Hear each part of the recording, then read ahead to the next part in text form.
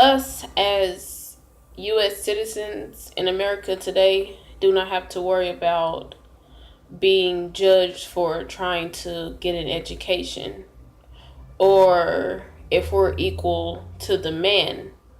In different countries today, people think that men should get a better education than women should get. And I'm going to talk about Malala Yousafzai. And she is a human rights activist and a women's education spokesperson. Malala started out as just a normal school kid. When she started to see that the Taliban was trying to take away the education of women, her father, he was a school teacher.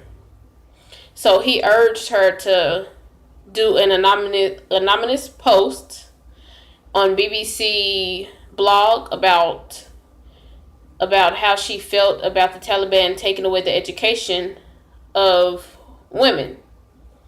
And when this post began, the Taliban banned any women from going to school, the grocery stores, or anywhere out in public by themselves. So Malala, she continued the anonymous post until one day the BBC post was over. The post was over, and everyone wanted to know who's behind the post. So a news journalist from America wrote a story about it, and then her identity was exposed. So when her identity was exposed, she got an award for Pakistan Youth Peace Award, and everyone figured out who she was in 2011. So in 2012, all of the Taliban leaders, they came to an agreement that Malala should be killed. And in October 2012, they stopped her school bus, and they came onto the school bus and asked who was Malala. And the men said, if no one tells me who Malala is, then I will kill everyone that is on this bus. So she was identified, and she was shot in the head, and it went through her neck and her shoulder. But she survived that. And until this day, she is a spokesperson for women's rights, spokesperson for women's educational rights and human rights in Pakistan.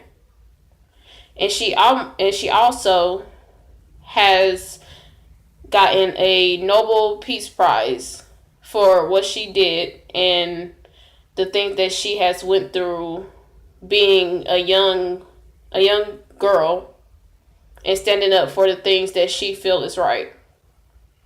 In her book on 188, when her father, when he found out that they were getting death threats, he told her that the posts may not be a good idea to continue.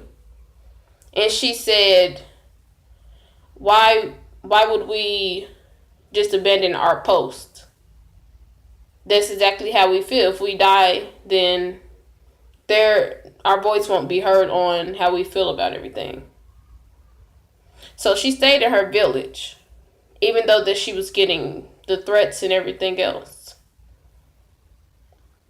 And I chose to talk about her today because I think anybody should have the courage to stand up for the things that they believe in.